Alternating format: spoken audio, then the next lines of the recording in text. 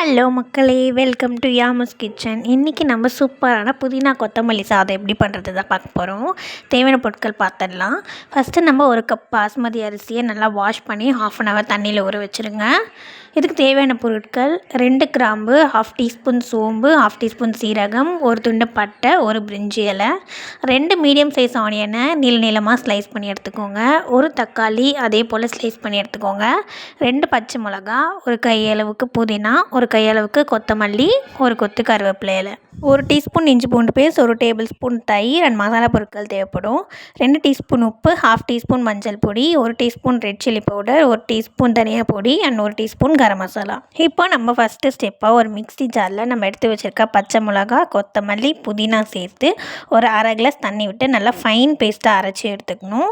அரைச்சி எடுத்துகிட்டு பிறகு நம்ம சாதம் பண்ண ஸ்டார்ட் பண்ணிடலாம். அதுக்கு ஒரு குக்கர் வச்சு குக்கர் நல்லா ஹீட் ஆனதும் அதில் 1 டேபிள் ஸ்பூன் அளவுக்கு கடலை எண்ணெய் சேர்த்துருக்கேன். நீங்கள் ரீஃபைண்ட் ஆயிலும் யூஸ் பண்ணிக்கலாம். கடலை எண்ணெய் நல்லா காய்ஞ்ச பிறகு நம்ம எடுத்து வச்சுருக்க ஹோல் கரம் மசாலா எல்லாத்தையும் சேர்த்து பொரியட்டோன்னு நம்ம நறுக்கி வச்சுருக்க வெங்காயத்தை சேர்த்து நல்லா வதக்குங்க. வெங்காயம் நல்லா 2 மினிட்ஸ் ஹை ஃப்ளேம்லேயே வதக்குங்க. கொஞ்சம் வதங்கின பிறகு நம்ம அதில் 1 டீஸ்பூன் இஞ்சி பூண்டு பேஸ்ட் சேர்த்து நல்லா அதோட பச்சை வாசனை போகிற அளவுக்கு வதக்கணும். வெங்காயம் நல்லா ப்ரௌனாக வதங்கின பிறகு நம்ம நறுக்கி வச்சுருக்க தக்காளியை சேர்த்து வதக்குங்க. தக்காளி நல்லா ஸ்மாஷ் ஆகிற அளவுக்கு வதங்கணும். தக்காளி வெங்காயம் நல்லா வதங்கின பிறகு நம்ம பேஸ்ட்டை அரைச்சி வச்சுருக்கோம் இல்லையா, புதினா கொத்தமல்லி, அந்த பேஸ்ட்டை சேர்த்து வதக்குங்க. இப்போ அதோட பச்சை வாசனை நல்லா போகணும். அது வரைக்கும் ஸ்டவ்லேயே நல்லா ஸ்லோ ஃப்ளேம்லேயே இருக்கட்டும். இப்போது ஒரு 5 மினிட்ஸ் நல்லா ஸ்லோ ஃப்ளேம்லேயே அதோட பச்சை வாசனை போகிற அளவுக்கு நல்லா வதக்கிக்கிட்டேன். இப்போ நம்ம அதில் 1 டேபிள் ஸ்பூன் தயிர் சேர்க்க போகிறோம். தயிர்னா நீங்கள் 1/2 லெமனோட ஜூஸ் கூட சேர்த்துக்கலாம். சேர்த்து நல்லா அந்த மிக்சரை நல்லா வதக்குங்க. ஒரு 2 மினிட்ஸ் நல்லா சாட்டே பண்ண பிறகு நம்ம எடுத்து வச்சுருக்க மசாலா பொருட்கள் எல்லாத்தையும் சேர்த்துருங்க. உப்பு, மஞ்சள் பொடி, மிளகாய் பொடி, தனியா பொடி, கரம் மசாலா இதெல்லாம் நான் இன்றைக்கி சேர்த்துருக்கேன். சேர்த்து நல்லா லோ ஃப்ளேம்லேயே அந்த மசாலாவோட ரா ஸ்மெல் போகிற அளவுக்கு வதங்கணும். எண்ணெய் நல்லா பிரிஞ்சு வரும். அது வரைக்கும் ஸ்டவ்லேயே லோ ஃப்ளேம்லேயே நல்லா வதக்குங்க. இப்போ பாருங்கள், மசாலாலேருந்து எண்ணெய் நல்லா பிரிஞ்சு வர ஆரம்பிச்சிடுச்சு. இப்போ நம்ம தண்ணி சேர்த்துடலாம். 1 கப் அரிசிக்கு 1/2 கப் தண்ணி இன்றைக்கி நான் சேர்த்துருக்கேன். பாஸ்மதி அரிசிக்கு கரெக்டாக இருக்கும். இப்போ நான் இந்த 1/2 கப் தண்ணியை குக்கரில் சேர்த்து நல்லா கொதிக்க விட போகிறேன். தண்ணி நல்லா கொதி வந்த பிறகு நம்ம அரிசி சேர்க்கலாம், முன்னாடியே சேர்க்காதீங்க. இப்போ பாருங்கள், தண்ணி நல்லா கொதிக்க ஆரம்பிச்சிடுச்சு.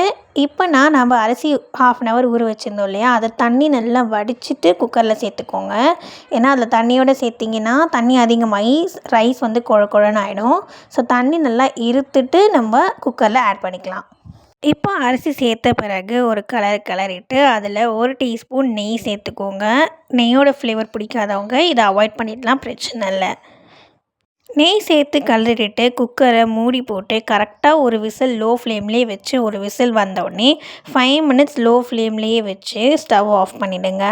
ஆஃப் பண்ணி இறக்கி விசில் நல்லா போன பிறகு குக்கர் ஓப்பன் பண்ணி பார்த்தீங்கன்னா சூப்பர் டேஸ்ட்டான கொத்தமல்லி புதினா சாதம் ரெடி.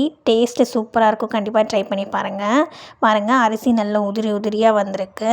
கண்டிப்பாக ட்ரை பண்ணி பாருங்கள். வீடியோ பிடிச்சிருந்தா லைக் பண்ணுங்கள். சேனல் பிடிச்சிருந்தா சப்ஸ்கிரைப் பண்ணிக்கோங்க. இன்னொரு இன்ட்ரெஸ்டிங்கான வீடியோவில் பார்க்கலாம். அது வரைக்கும் டாட்டா.